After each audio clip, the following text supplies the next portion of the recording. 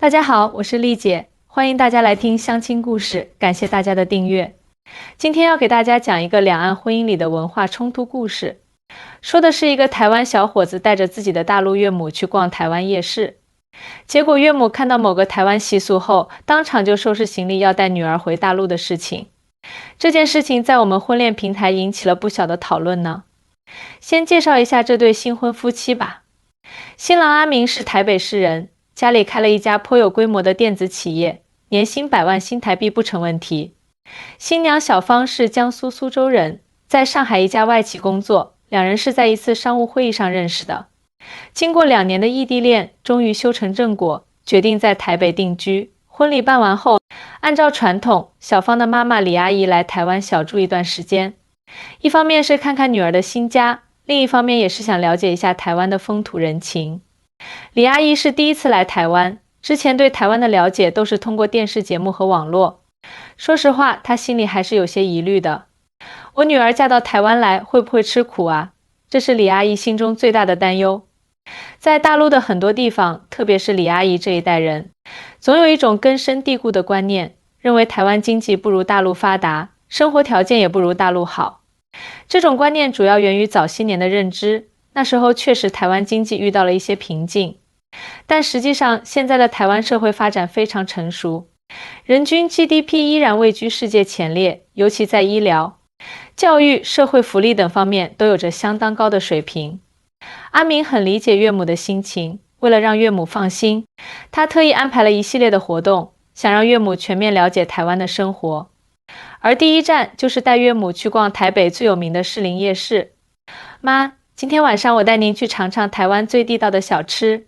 阿明兴致勃勃地对李阿姨说。好啊好啊，正好我也想见识见识。李阿姨笑着回答，但心里却在想，台湾的夜市能有多好？肯定比不上我们苏州的关前街繁华吧。傍晚时分，阿明开车载着妻子和岳母来到了士林夜市。一下车，李阿姨就被眼前的景象震撼到了。整条街灯火通明，人头攒动，各种摊位一字排开，香气四溢，热闹非凡。哇，这么多人啊，比我想象的要热闹多了。李阿姨惊讶地说，妈，台湾的夜市可是有名的呢。不仅本地人喜欢来，很多外国游客也专门来这里体验台湾美食和文化。小芳说道，她已经来过几次了，对这里的环境已经很熟悉。阿明自豪地介绍道，我们台湾的夜市文化可是有几十年历史了，不单是吃东西的地方，更是台湾民众生活的一部分。来，我们先从这边开始逛起。夜市的第一站，阿明带着岳母和妻子来到了一家超级有名的大肠包小肠摊位前。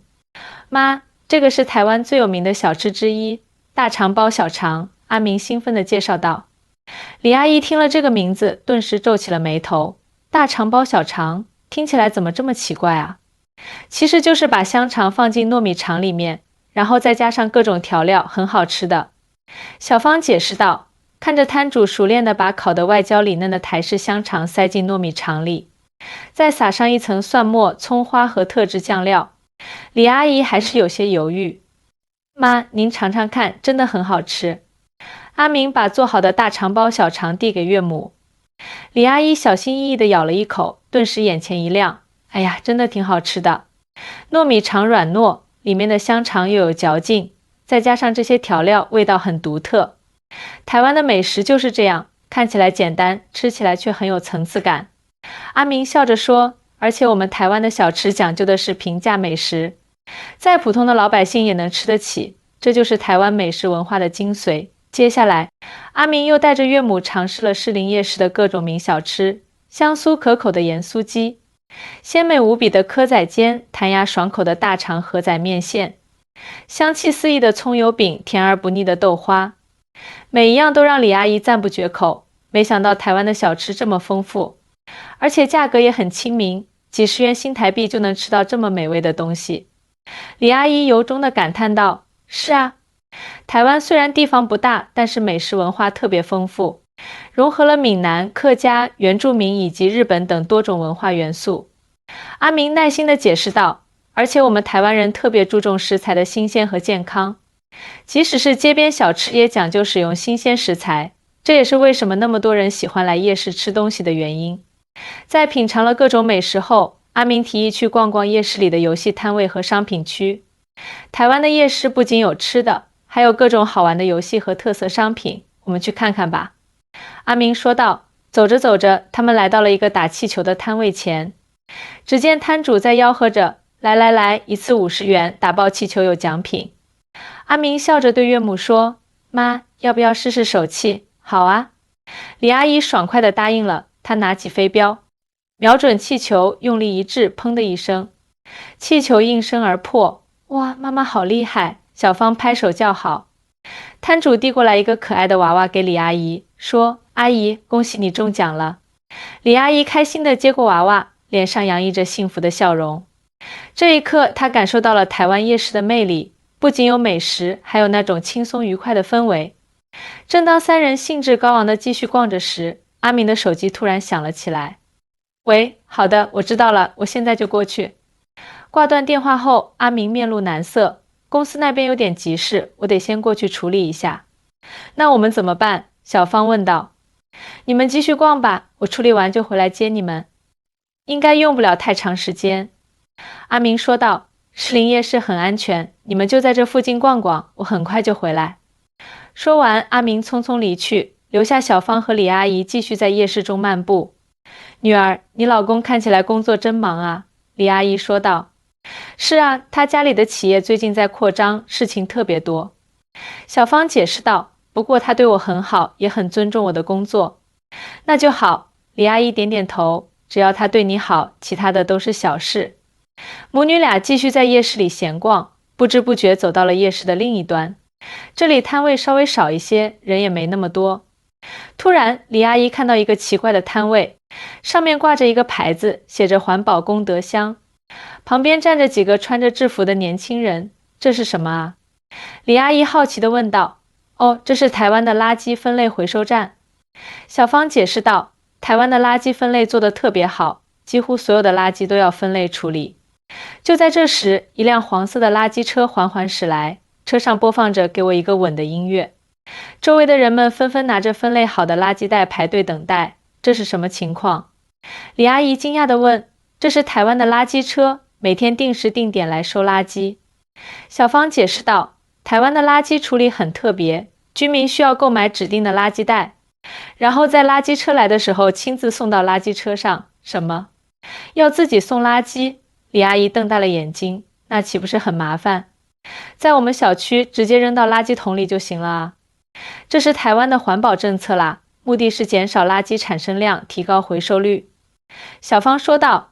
而且你看，垃圾车会放音乐，提醒大家他来了。就在这时，李阿姨看到了一个更让她惊讶的景象，一位穿着考究的中年女士，手拿垃圾袋，站在垃圾车旁边等待。她看起来像是一位成功的职业女性或企业家，但此刻却在亲自处理家庭垃圾。这怎么可能？李阿姨惊讶地说不出话来。像她这样的人，应该有佣人或者保姆帮她做这些事情啊。小芳笑着解释，妈，在台湾，垃圾分类和亲自送垃圾是每个公民的责任，不分贫富贵贱。即使是企业家、名人，也会亲自把垃圾送到垃圾车上，这是台湾社会的一种共识。李阿姨听了，脸上的表情从惊讶逐渐变成了不屑，这算什么先进？这明明就是落后，像我们小区到处都有垃圾桶，随时可以扔，方便得很。用得着这么麻烦吗？妈，这不是落后，而是对环境负责的表现。小芳试图解释，你知道吗？台湾的垃圾回收率已经达到55%以上，是全球领先的水平。而且这种做法大大减少了垃圾对环境的污染。李阿姨却摇了摇头，我不管什么环保不环保，我只知道这太麻烦了。每天都要守着点等垃圾车，万一有事出不了门怎么办？垃圾放家里岂不是要发臭？正当小芳想继续解释时，他们听到身边有人在讨论，听说最近垃圾车时间又调整了，以后要晚半个小时来啊，那我们不是要重新安排时间了？没办法啊，谁让我们住在这个社区呢？听到这些对话，李阿姨的脸色变得更难看了，这简直是在折腾人嘛！台湾真的这么缺垃圾桶吗？小芳有些无奈，妈，你不理解是因为你没有体验过。这种制度虽然看起来不方便，但长期来看对环境和社会都有好处。好处？李阿姨冷笑一声，什么好处能比得上生活的便利？我看啊，台湾就是太小，人又少，所以才搞这些形式主义的东西。在我们大陆，特别是大城市，这样的做法根本行不通。小芳还想说什么，但看到母亲已经情绪激动，就暂时打住了。她心想，看来文化差异真的很大啊，妈妈可能需要时间来适应这些不同。就在这时，他们听到不远处传来一阵吵闹声。原来是一位年轻人试图把垃圾直接扔在地上，被垃圾车旁的工作人员当场制止了。先生，请不要随地扔垃圾，工作人员严肃地说。我赶时间，没带指定垃圾袋，年轻人不耐烦地回答。那也不能乱扔，请您带回家，用正确的方式处理，工作人员坚持道。周围的市民也都投来谴责的目光，那位年轻人最终只好悻悻地把垃圾收了回去。李阿姨看到这一幕更加震惊了，这么严格，连垃圾都不能随便扔。是啊，在台湾，乱扔垃圾是要被罚款的，而且会受到社会舆论的谴责。小芳解释道，这就是为什么台湾的街道总是那么干净。李阿姨沉默了，她开始回想自己在大陆的生活。虽然近年来环保意识提高了很多，但仍有不少人随手乱扔垃圾，有些地方的垃圾分类也流于形式。相比之下，台湾的做法确实更严格，但也更有效。但想到自己可能每天都要等垃圾车，还要花钱买专用垃圾袋，李阿姨的心里还是很不舒服。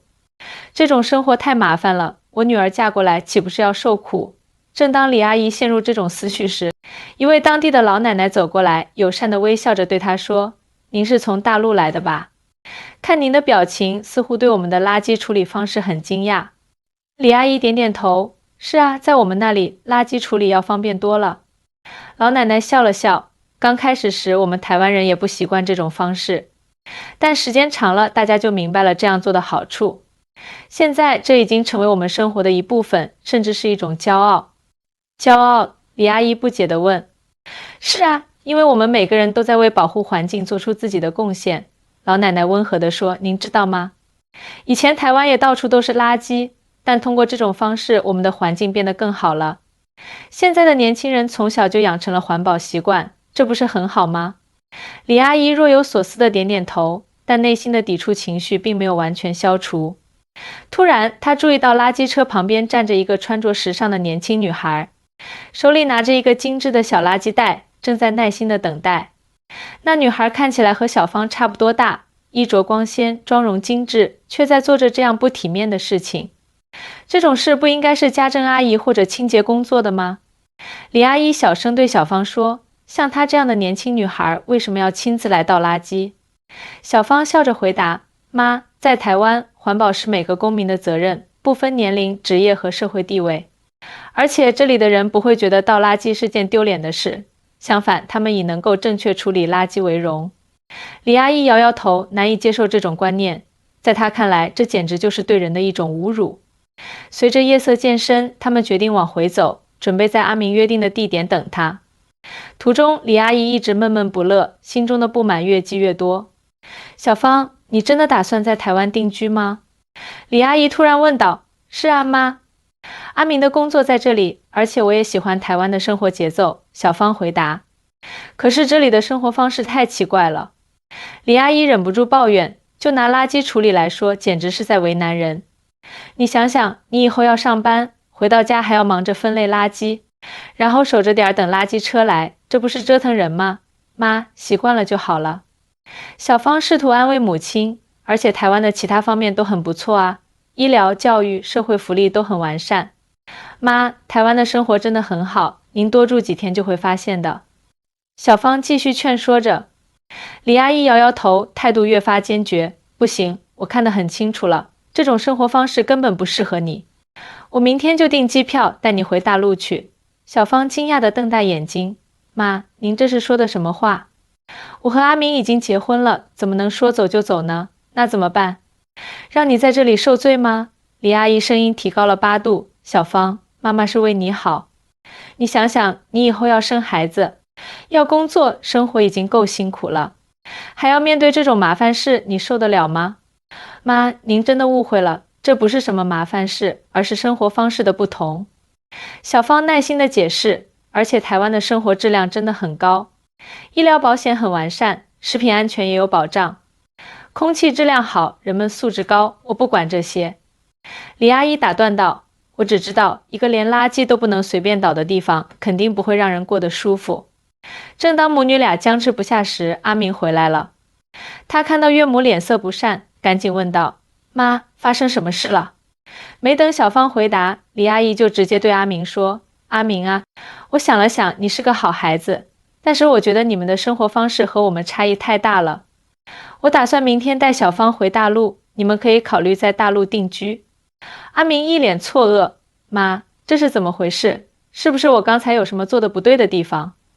小芳赶紧解释，妈妈看到台湾的垃圾处理方式，觉得太麻烦了，所以就是这个原因。阿明松了口气，随即露出理解的表情。妈，我明白您的感受。刚来台湾的外地人确实需要一段时间适应我们的生活方式，但是我想请您多了解一下台湾，看看我们的生活是不是真的像您想象的那么不好。李阿姨撇撇嘴，没有说话。这样吧，阿明提议道，明天我请一天假，专门带您去参观一下台北市，让您看看台湾真实的生活面貌。如果您参观完后还是觉得这里不好，我尊重您的决定。李阿姨犹豫了一下，最终点头同意了。好吧，就再给你一天时间。第二天一早，阿明早早的起床准备，他计划了一条特别的路线，希望通过这一天的参观，能够改变岳母对台湾的看法。妈，今天我们先去参观一下台北市的公共设施，然后去看看普通台湾人的住宅，再去了解一下台湾的医疗和教育系统。阿明向李阿姨介绍道。好吧，我倒要看看你们台湾到底有什么了不起的。李阿姨挑眉说道。首先，阿明带着岳母和妻子来到了台北市的一处公园。公园里绿树成荫，花草繁茂，老人们在晨练，孩子们在玩耍，一派和谐景象。台北市的公共绿地面积占比很高，空气质量也很好。阿明介绍道，这都是因为我们严格的环保政策，确实比我们那边的公园干净。李阿姨不得不承认。接着他们去了台北市的一家医院。阿明介绍道，台湾的全民健保制度非常完善，只要每个月缴纳少量的保费，就能享受高质量的医疗服务，看病不用排长队，医生也很有耐心，药品管理也很严格。真的吗？李阿姨有些惊讶，那看病贵不贵？非常便宜。阿明笑着回答，普通门诊只需要几百元新台币，而且大部分药品都有保险覆盖。那确实比我们那边方便多了。李阿姨点点头。随后，阿明带岳母参观了一所公立小学，校园整洁明亮，设施先进，学生们有序地上课、做操、游戏。台湾的教育非常注重孩子的全面发展，不仅教授知识，还培养孩子的创造力和社会责任感。阿明介绍道，而且台湾的教育资源分配相对均衡，不会出现择校热的情况。这一点确实不错，李阿姨承认道。中午时分，阿明带着岳母和妻子来到了一家普通的台湾饭店。店内环境整洁，服务员热情有礼，菜品丰富多样。这是台湾最普通的饭店，价格亲民，但食材新鲜，卫生标准也很高。阿明介绍道，台湾的食品安全管理非常严格，即使是街边小摊也要定期接受检查。李阿姨点了几道菜，尝了尝，确实味道鲜美，价格也不高。味道是挺好的，李阿姨承认道，而且价格确实比我想象的便宜。饭后，阿明带岳母去了他们居住的社区。这是一个典型的台北市中产阶级社区，建筑虽不豪华，但整洁有序，环境优美。我们这个社区的房价按现在的汇率计算，大概是3万多人民币1平方米。阿明介绍道，虽然不便宜，但是生活设施齐全，交通也便捷。这么贵？李阿姨惊讶道，我还以为台湾的房价比大陆便宜呢。妈，这是台北市区，房价确实不便宜，阿明解释道。但是台湾的收入水平也比较高，而且我们的医疗、教育等社会福利也很完善，所以综合起来生活质量还是很高的。接着，阿明带岳母参观了他们的工作场所，一家科技公司。公司环境现代化，员工们工作热情高涨，氛围轻松愉快。我们公司的工作时间是朝9晚5，每周5天，有带薪年假和病假。阿明介绍道，而且我们有完善的职业培训和晋升机制，员工的幸福感很高。这工作环境确实不错，李阿姨点点头。最后，阿明特意带岳母去了一个地方，那就是他们社区的垃圾车停靠点。妈，我知道您对我们的垃圾处理方式有些不理解。阿明诚恳地说，但请您看看这里。只见垃圾车前，各种垃圾分类得井井有条，居民们排队等待，秩序井然。没有异味，没有污染，整个过程干净高效。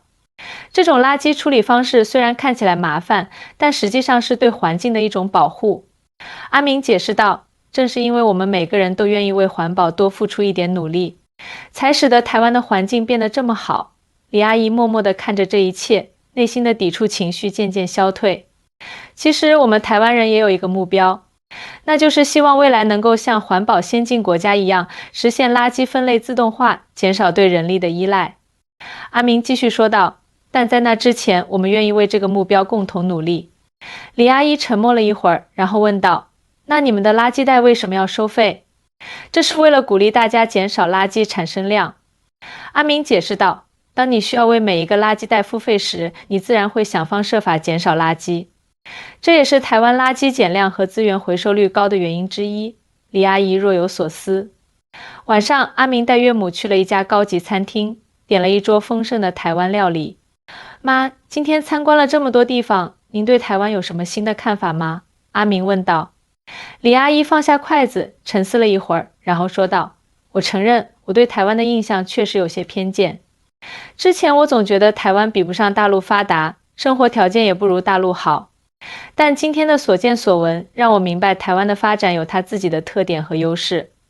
是啊，两岸的发展道路不同，各有千秋，阿明赞同道。大陆近年来的快速发展令人敬佩，但台湾在环保、医疗、教育等方面也有自己的优势。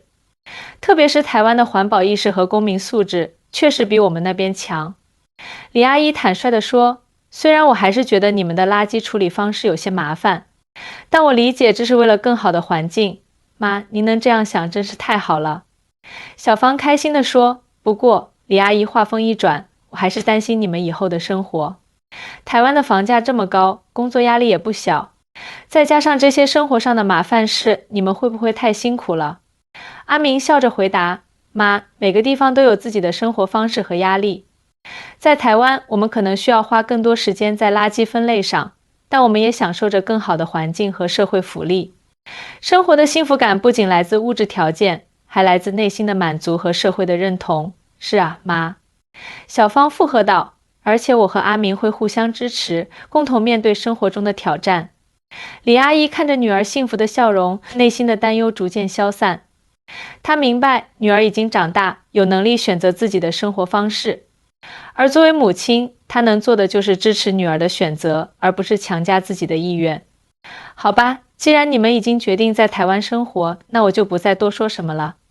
李阿姨终于松口了，不过你们要记得常回大陆看看，特别是过年的时候。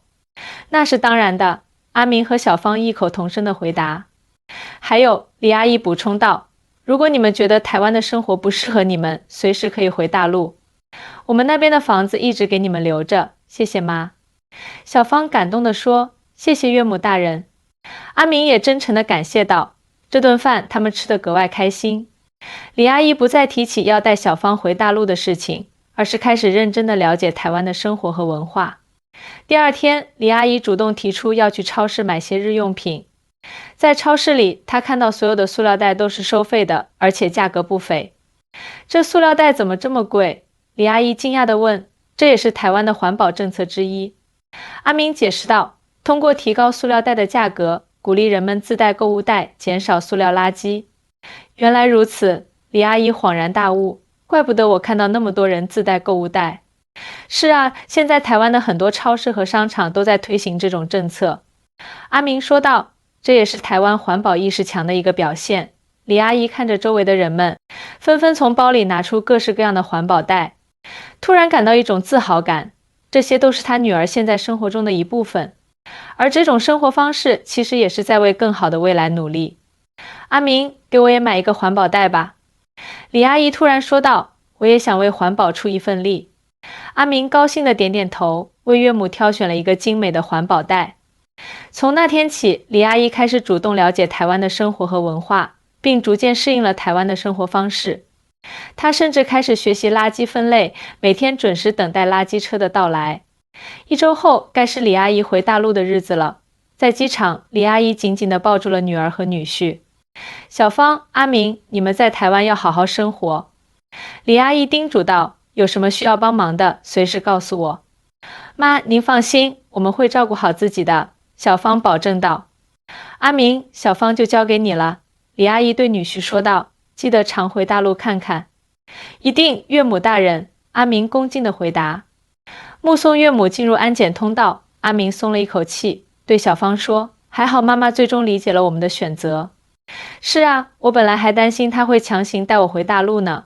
小芳笑着说，其实你妈妈只是担心你在台湾会过得不好。阿明理解地说，这是所有父母的心情，我知道妈妈是爱我的。小芳点点头，不过现在她已经亲眼看到了台湾的真实面貌，应该能放心了。是啊，而且我们以后也会经常回大陆看看，让她知道我们过得很好。阿明说道，这样她就不会总是担心了。小芳微笑着说。两人手牵手走出机场，迎着台北明媚的阳光，开始了他们在台湾的新生活。这就是我今天要讲的故事。两岸虽然文化有差异，但只要用心去了解，就能找到共同点，实现和谐共处。希望大家喜欢这个故事，我是丽姐，我们下次再见。